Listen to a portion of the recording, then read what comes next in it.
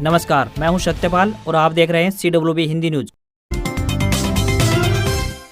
शक संवत 1947 विक्रम संवत 2082 आज श्रावण मास के शुक्ल पक्ष की द्वितीय तिथि और दिन शनिवार है। तदनुसार अंग्रेजी तारीख 26 जुलाई सन 2025। 26 जुलाई भारत के लिए महत्वपूर्ण है क्योंकि यह कारगिल विजय दिवस के रूप में मनाया जाता है, जो 1999 के कारगिल युद्ध में पाकिस्तान पर भारत की जीत का प्रतीक है। यह दिन युद्ध में लड़ने वाले भारतीय सैनिकों की बहादुरी और बलिदान का सम्मान करने के लिए मनाया जाता है। सबसे पहले आज की सुर्खियां। हरियाणा में आज रात से बदलेगा मौसम, 7 जिलों में बारिश के आसार। 27 को सिरसा फतेहाबाद को छोड़कर भीगेगा पूरा प्रदेश। समग्र शिक्षा विभाग चरखी दादरी में निकली भर्ती, लास्ट डेट नजदीक। हरियाणा सरकार का अपने फैसले से यू टर्न, 1 अगस्त से नहीं बढ़ेंगे कलेक्टरेट। हरियाणा के सरकारी स्कूलों में अब बच्चों को रोजाना मिलेगा दूध, 1 दिन चखेंगे पिन्नी का स्वाद। केंद्रीय कर्मचारियों को तोहफा, माता पिता की देखभाल के लिए अब मिलेगी 30 दिन की छुट्टी। हरियाली तेज पर फरीदाबाद में लगी बम्पर सेल, ब्रांडेड कपड़े और सामानों पर मिल रही है बम्पर छूट। चरखी दादरे में किसानों ने दिया धरना, 150 करोड़ के फसल बीमा घोटाले से नाराजगी, सीबीआई जांच की है मांग। बजाज अपने ई स्कूटर चेतक का प्रोडक्शन रोक सकता है क्योंकि रेयर अर्थ मैग्नेट खत्म होने के कगार पर। यह ईवी की मोटर का जरूरी पार्ट होता है। और अपडेट नहीं कराने पर बंद हो सकता है आपका आधार कार्ड। 5 साल की उम्र के बाद फिंगरप्रिंट व फोटो बदलवाना भी जरूरी। जानिए पूरी अपडेट। और अब खबरें विस्तार से। हरियाणा में आज यानी शनिवार रात से मौसम बदल सकता है। 26 जुलाई रात को हरियाणा के पंचकुला, अंबाला, यमुनानगर, पलवल, मेवात, महेंद्रगढ़ और रेवाड़ी में बारिश की संभावना है। इसके अलावा 27 को सिरसा व फतेहाबाद को छोड़कर पूरे हरियाणा में बारिश हो सकती है। वहीं यमुना बेल्ट में तेज बारिश की संभावना जताई गई है। इसमें पंचकुला, अंबाला के अलावा यमुनानगर, करनाल, पानीपत, सोनीपत, फरीदाबाद, पलवल, गुरुग्राम और मेवात शामिल है। वहीं 28 जुलाई को दक्षिण हरियाणा में भारी बारिश के अलावा रोहतक, सोनीपत, पानीपत, करनाल, यमुनानगर, अंबाला और पंचकुला में तेज बारिश होगी। वहीं 29 जुलाई को सिरसा, फरीदाबाद में हल्की व पूरे हरियाणा में तेज बारिश के आसार जताए गए हैं। इस दौरान दक्षिण के इलाकों में कहीं कहीं तेज बारिश हो सकती है। IMD के मुताबिक प्रदेश में अब तक सामान्य से 23% ज्यादा बारिश दर्ज की गई है। वहीं 24 से 26 जुलाई तक मानसून कमजोर पड़ने के बाद अब फिर से 27 तारीख से एक बार फिर से मानसून सक्रिय होगा। अगर आप नौकरी ढूंढ रहे हैं तो ये खबर आपके काम की हो सकती है। बता दें कि समग्र शिक्षा विभाग चरखी दादरी में शैक्षिक स्वयंसेवक के पदों पर भर्ती के लिए आवेदन मांगे गए हैं। समग्र शिक्षा जिला चरखी दादरी के तहत संचालित जिले के विशिष्ट प्रशिक्षण केंद्रों सत्र 2025-26 पर special training for out of school children कार्यक्रम के अंतर्गत 7 से 14 वर्ष तक के बच्चों को विशेष प्रशिक्षण प्रदान करने के लिए शैक्षिक स्वयंसेवकों को अनुबंध करने के लिए योग्य उम्मीदवारों से आवेदन मांगे गए हैं। चयनित अभ्यर्थी को हरियाणा स्कूल शिक्षा परियोजना परिषद द्वारा निर्धारित नियमानुसार मासिक मानदेय दिया जाएगा। जो भी उम्मीदवार इन पदों के लिए इच्छुक हैं वह स्वयं जाकर अपने आवेदन जमा करवा सकते हैं। ये भर्ती 6 महीने के लिए की जाएगी। इन पदों के लिए आवेदक 12वीं पास और समकक्ष होना चाहिए। मैट्रिक स्तर पर हिंदी या संस्कृत अनिवार्य है। किसी भी वर्ग के उम्मीदवार को कोई भी आवेदन शुल्क नहीं देना है। न्यूनतम आयु 18 वर्ष और अधिकतम आयु 42 वर्ष तय की गई है। सैलरी 10,000 रुपए पर मंथ मिलेगी। हरियाणा के सरकारी स्कूलों और बाल वाटिकाओं में कक्षा 8वीं तक के बच्चों को मध्याह्न भोजन में अब सप्ताह में 6 दिन 200 मिलीलीटर स्किम्ड फ्लेवर्ड यानी कम वसायुक्त दूध दिया जाएगा। अभी तक सप्ताह में 3 दिन ही यह दूध उपलब्ध करवाया जा रहा था। इसके अलावा सप्ताह में 1 दिन सभी जिलों में बच्चों को खाने के लिए पिन्नी दी जाएगी। साथ ही सप्ताह में 2 दिन प्रोटीन युक्त मिल्क बार भी दिया जाएगा। इसका लाभ 15 लाख से अधिक बच्चों को मिलेगा। स्वास्थ्य विभाग के अतिरिक्त मुख्य सचिव के सुझाव पर प्रदेश के 10,000 से ज्यादा स्कूलों में स्थित रसोई उद्यानों में हरी पत्तेदार सब्जियों जैसे कि मेथी, पालक और सरसों की खेती शुरू की गई है। इससे बच्चों को आयरन और फाइबर युक्त आहार मिल रहा है। भिवानी और मेवात में पूरक पोषक के रूप में हर सप्ताह पिन्नी का वितरण किया जा रहा है। हरियाणा में आज शुरू होने वाले कॉमन एलिजिबिलिटी टेस्ट यानी CET के एग्जाम के लिए रेलवे ने 9 स्पेशल ट्रेनें चलाई हैं। वहीं सभी जिलों के बस स्टैंड पर बसें पहुंच गई हैं। एग्जाम सेंटरों में CCTV कैमरे इंस्टॉल कर दिए गए हैं। ग्रुप C की सरकारी नौकरी के लिए ये एग्जाम 3 साल बाद दूसरी बार हो रहा है। इससे पहले साल 2022 में ग्रुप C और ग्रुप D की नौकरी के लिए CET करवाया गया था। इस बार एग्जाम 26 और 27 जुलाई को 2-2 शिफ्टों में होगा। CET एग्जाम के लिए 1300 से अधिक सेंटर बनाए गए हैं। प्रदेश के सभी स्कूलों में 2 दिन की छुट्टी रहेगी। इसके लिए 13,48,000 45,000 युवाओं ने आवेदन किया है। इन परीक्षार्थियों को एग्जाम सेंटर तक पहुंचने के लिए जिलों में सरकारी बस और एग्जाम सेंटर तक ले जाने के लिए शटल बस सर्विस की व्यवस्था की गई है। इसी बीच हरियाणा स्टाफ सिलेक्शन कमीशन के चेयरमैन हिम्मत सिंह ने कहा कि गर्भवतियों और मेडिकल समस्या वाले आवेदकों को कोई तकलीफ होने पर एग्जाम सेंटर्स में मेडिकल सुविधाएं भी उपलब्ध करवाई जाएंगी। वहीं गृह विभाग के अतिरिक्त मुख्य सचिव यानी ACS डॉक्टर सुमिता मिश्रा ने कहा कि खुफिया विभाग के मुताबिक 150 से 200 सेंसिटिव सेंटर चिन्हित किए गए हैं। पेपर लीक के लिहाज से कुछ संदिग्ध लोगों की लिस्ट भी बनाई गई है, उन पर तीखी नजर रखी जाएगी। वहीं हाईकोर्ट में एडमिट कार्ड जारी न किए जाने की याचिका पर सुनवाई के दौरान तय हुआ है कि हरियाणा SSC याचिका दायर करने वाले 170 आवेदकों को प्रोविजनल एडमिट कार्ड जारी करेगा। हरियाणा CET एग्जाम में नकल रोकने के लिए सरकार ने मेगा प्लानिंग की है। इसको लेकर ACS home doctor Sumita Mishra ने बताया कि CET को लेकर हरियाणा सरकार और मुख्यमंत्री नायब सिंह सैनी बहुत ही गंभीर हैं। उन्होंने अपने स्तर पर इसको लेकर कई मीटिंग की है। उन्होंने बताया कि एग्जाम के दौरान पुलिस विभाग की एक बड़ी भूमिका है। सभी एग्जाम सेंटर के बाहर BNS 163 लगा दी गई है। पुलिस को आदेश दिए गए हैं कि आप पेट्रोलिंग बढ़ाकर रखेंगे, ट्रैफिक ड्यूटी बढ़ा दी गई है, साथ ही कहीं भी जाम न लगे ताकि अभ्यर्थी जल्द से जल्द परीक्षा केंद्र में पहुंच जाए। हर जिले में कंट्रोल रूम स्थापित किया गया है। उन्होंने बताया कि एग्जाम सेंटर के अंदर अधिकृत लोग ही जा सकेंगे। सारी प्रक्रिया की वीडियोग्राफी के आदेश दिए गए हैं। डॉक्टर सुमिता मिश्रा ने बताया कि हरियाणा के सेंसिटिव एग्जाम सेंटर को लेकर खुफिया विभाग की हमने रिपोर्ट ली है, वहां पर अतिरिक्त फोर्स तैनात की जाएगी। संबंधित जिले के DC को कहा गया है कि आपको कहीं लगता है कि इंटरनेट सर्विस रोकनी चाहिए तो उस पर आप विचार करें। विशेष आदेश दिया है कि जो कोचिंग सेंटर है उन पर नजर रखी जाए, एग्जाम के दिन इनको बंद किया जाए। डॉक्टर सुमिता मिश्रा ने बताया कि मेरी उम्मीद है कि हरियाणा की हिस्ट्री में सबसे शानदार CET का ये एग्जाम होगा।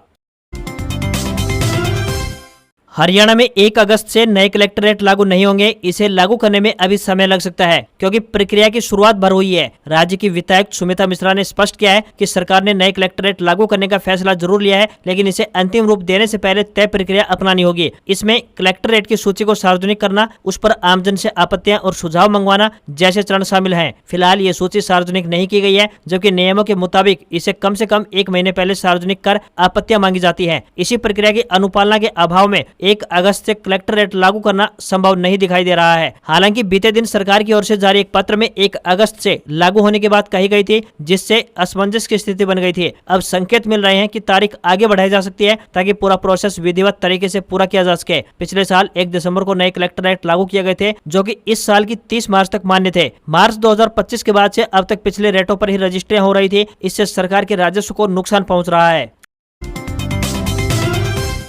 बीते गुरुवार को सदन में कई मुद्दे उठाए गए थे। इस दौरान केंद्रीय राज्य मंत्री जितेंद्र सिंह ने राज्यसभा में कहा कि केंद्र सरकार के कर्मचारियों को 30 दिन की छुट्टी देने का प्रावधान है। इन छुट्टियों को कर्मचारी बुजुर्ग माता पिता की देखभाल जैसे व्यक्तिगत कारणों के लिए ले सकते हैं। सदन में कार्यवाही के दौरान मंत्री जितेंद्र से पूछा गया था कि क्या सरकारी कर्मचारियों के लिए अपने बुजुर्ग माता पिता की देखभाल के लिए छुट्टी लेने का कोई प्रावधान है। इस पर लिखित में जवाब देते हुए बताया कि केंद्रीय सिविल सेवा छुट्टी नियम 1972 के तहत 30 दिन की अर्जित छुट्टी, 20 दिन की हाफ सैलरी की छुट्टी, 8 दिन की आकस्मिक छुट्टी और हर साल 2 दिन की प्रतिबंधित छुट्टी प्रदान की जाती है।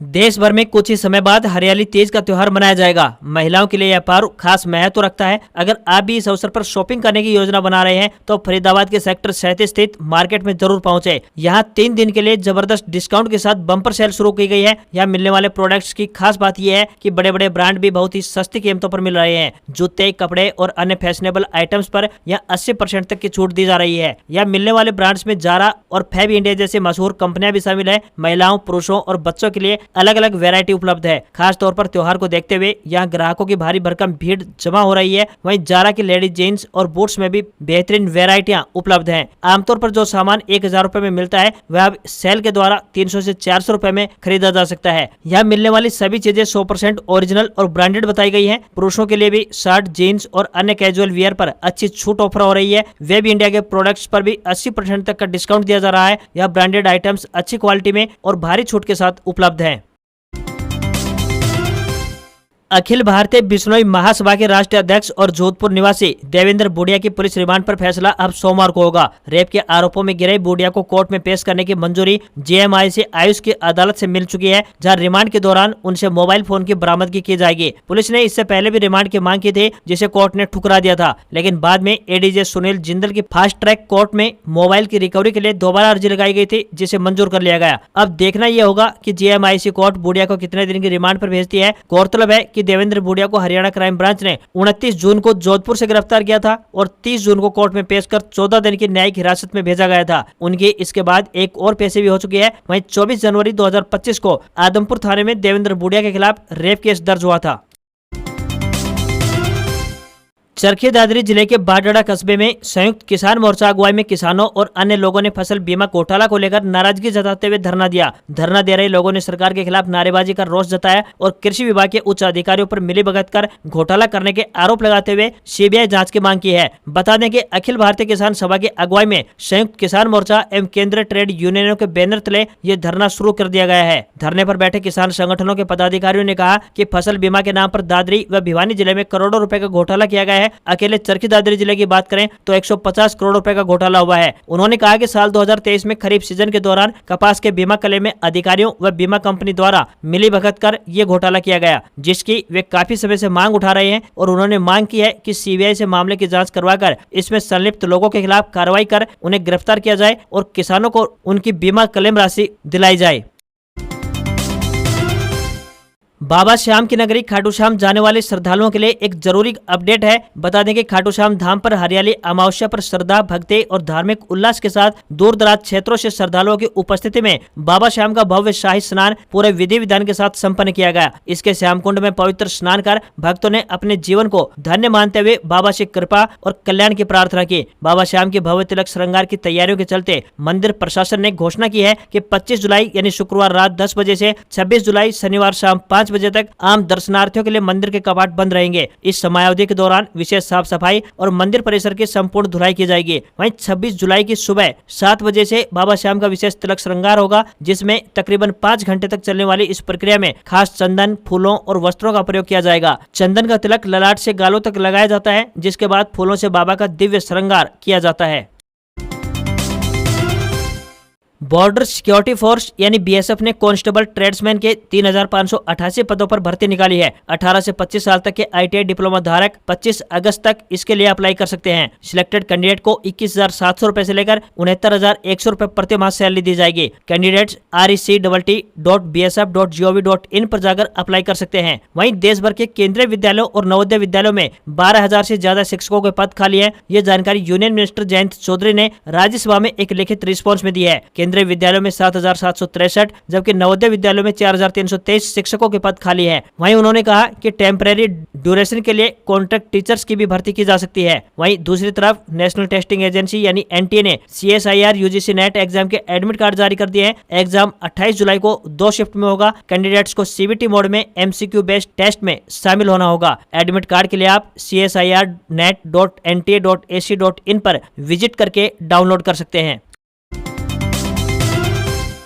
अगर आपके बच्चे की उम्र 5 साल हो चुकी है तो उसके आधार कार्ड की बायोमेट्रिक डिटेल्स यानी उंगलियों के निशान, आंखों की स्कैनिंग और फोटो अपडेट करवाना जरूरी है। UIDAI यानी unique identification authority of India ने बताया कि 7 साल की उम्र के बाद बायोमेट्रिक अपडेट नहीं करवाई गई तो बच्चे का आधार नंबर डीएक्टिवेट हो सकता है। जब बच्चे की उम्र 5 साल हो जाए तब उसकी फिंगरप्रिंट, आइरिस और फोटो दोबारा लिए जाएंगे। ये अपडेट 5 से 7 साल की उम्र के बीच निःशुल्क है। अगर 7 साल के बाद बायोमेट्रिक अपडेट करवाते हैं तो 100 रुपए शुल्क देना होगा। उसके बाद 15 साल की उम्र में फिर से बायोमेट्रिक अपडेट फ्री में कराना होता है। अगर समय पर बायोमेट्रिक अपडेट नहीं करवाया तो सरकार आपका आधार नंबर डीएक्टिवेट कर सकती है। बिना अपडेटेड आधार के आप स्कूल में एडमिशन, परीक्षा रजिस्ट्रेशन, स्कॉलरशिप, सब्सिडी या फिर डीबीटी जैसी सरकारी सुविधाओं का लाभ नहीं उठा पाएंगे। हर सरकारी योजना में आधार की वैधता जरूरी होती है, इसलिए किसी भी परेशानी से बचने के लिए समय पर अपडेट करवाना जरूरी समझें। अपने नजदीकी आधार सेवा केंद्र या फिर अधिकृत आधार एनरोलमेंट सेंटर पर जाएं। बच्चे के आधार कार्ड और पेरेंट्स का ID प्रूफ अपने साथ अवश्य लेकर जाएं।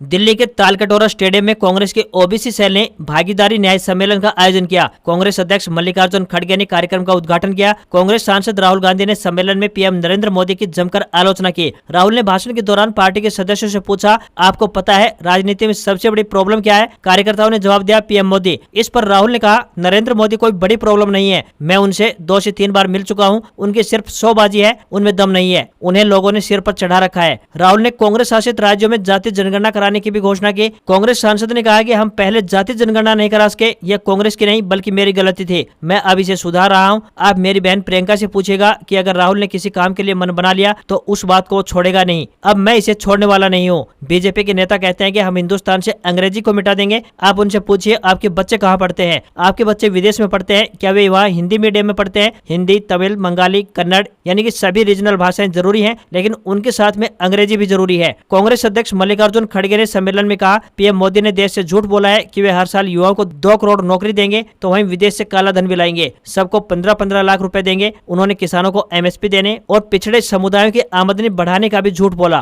कांग्रेस के भागीदारी न्याय सम्मेलन में कर्नाटक के मुख्यमंत्री सिद्धरामैया, राजस्थान के पूर्व सीएम अशोक गहलोत, छत्तीसगढ़ के पूर्व सीएम भूपेश बघेल, कांग्रेस नेता सचिन पायलट सहित अलग अलग राज्यों से पार्टी के टॉप लीडर्स पहुंचे थे।